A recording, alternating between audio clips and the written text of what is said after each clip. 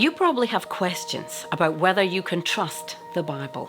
Can you really trust ancient documents that some have described as myths, unreliable, and scientifically ignorant? If you're considering Christianity, wondering about following Jesus, then it makes sense to check out the Bible's validity. Firstly, can we be sure that we have a reliable copy of the original wording? Like all ancient texts, it was copied by hand over thousands of years, and that could lead to mistakes.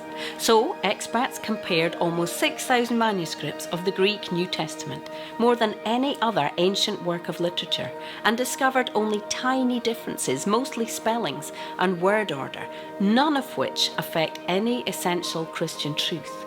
And tens of thousands of Hebrew Old Testament scrolls, including the Dead Sea Scrolls discovered last century, show a similar level of reliability. So the original documents are valid. But could the truth have got muddled in translation over the years? After all, the Bible wasn't written in English. Scholars have gone back to the original Greek, Hebrew, and Aramaic documents to make sure we have reliable translations in modern-day English. So we can be confident that the books contained in our Bible today are true to the original writings. It's compelling for me that when you compare the Bible against other ancient literature, it has an impressive amount of copies and was written very soon after the events occurred.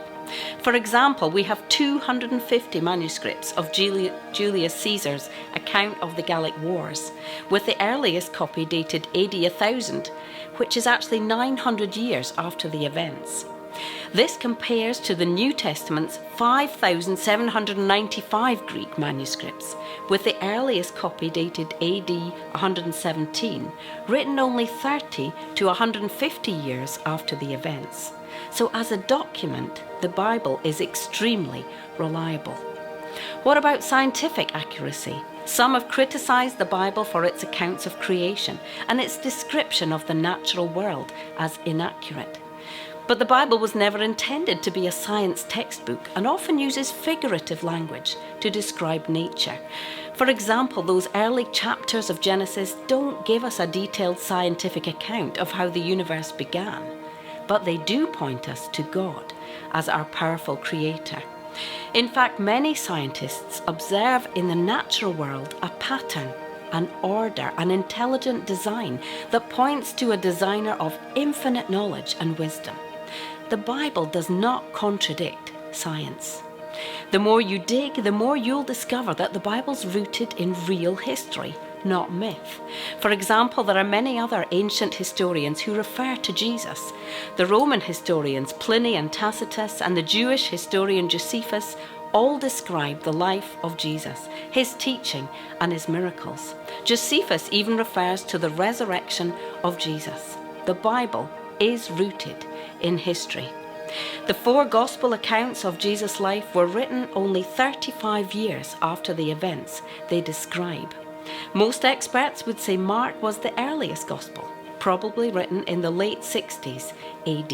Given that Jesus died in the early 30s, there would have been plenty of people around who'd seen Jesus with their own eyes and heard him personally, who could have challenged the gospel. But instead, there are eyewitness accounts that back up Mark's account. 2 of the gospel writers, Matthew and John, were eyewitnesses themselves. They actually followed Jesus and were amongst the first disciples. Then there's Luke, the doctor and historian, who did lots of research and based his account on the testimony of others. These 4 accounts of Jesus were included in the Bible because they were written earliest and have the closest links to those astonishing events. And they all include evidence of the resurrection of Jesus, the only religious leader ever to have come back from the dead. So what do we make of their witness statements? Were they all lying to persuade people to follow Jesus? Unlikely, given that most of the early Christians suffered greatly for their faith, and some were killed. Many people in human history have died for things that are not true. But would you die for a lie that you knew to be false because you'd invented it? Their evidence rings true. But the main reason I'm convinced you can take the Bible seriously is because of the person, Jesus Christ. I'd been told lots about him as a child, but reading his story for myself with an open mind convinced me he's the most remarkable man that ever lived.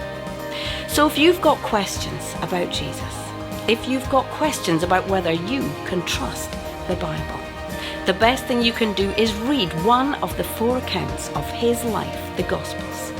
Discover Jesus for yourself.